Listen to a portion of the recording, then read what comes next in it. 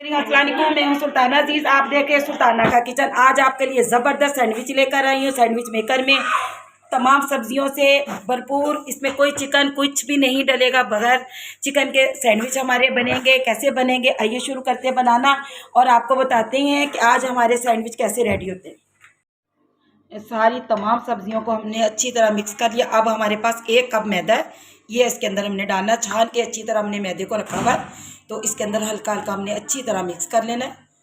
और ज़्यादा थिक भी नहीं और पतला भी नहीं होना चाहिए। अगर आपका थिक है तो आप थोड़ा सा पानी इसके अंदर ऐड कर सकते हैं। 10 मिनट के बाद मैं चेक करूँगी, क्योंकि अभी पानी नहीं डालूँगी।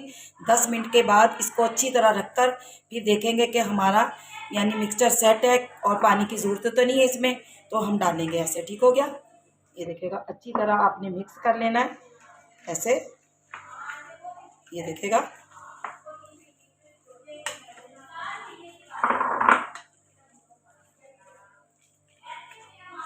ये देखिएगा सारा मिक्स हो चुका। मैं 10 मिनट के बाद आपको दिखाती हूँ।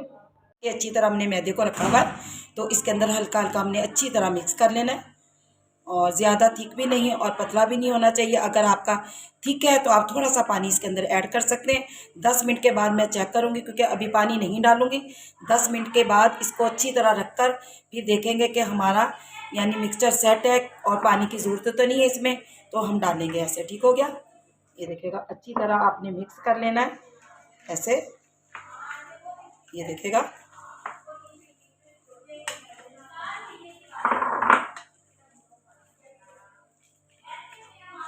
ये देखिएगा सारा मिक्स हो चुका। मैं 10 मिनट के बाद आपको दिखाती हूँ।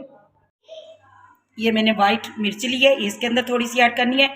ये देखिएगा 10 मिनट रखने के बाद आपको बेटर कितना सही लग रहा होगा। मैंने इसके अंदर कोई पानी कुछ नहीं मिलाया और ऐसे ही ज़बरदस्त हो गया।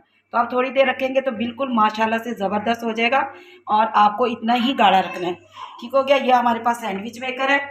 इसके अंदर हमने हल्का हल्का ऑयल लगाना है पहले, और ऑयल के बाद हमने अच्छी तरह इसको गरम करना है। थोड़ा सा मैंने गरम किया है अभी, लेकिन हल्का सा और गरम करेंगे। और इसके अंदर सारा मिक्सचर हम डालते हैं अभी। ये देखिएगा अच्छी तरह आपने इसको ऑयल से कर लेना है ऐसे। अब आपने ऑयल लगाने के बाद 1-1 चम्मच भर के हमने डालनी है। जितना आपके सैंडविच मेकर में आए, 1 से ज़्यादा आए तो आप 1 से ज़्यादा डालिएगा। तो ऐसे हमने बनाने।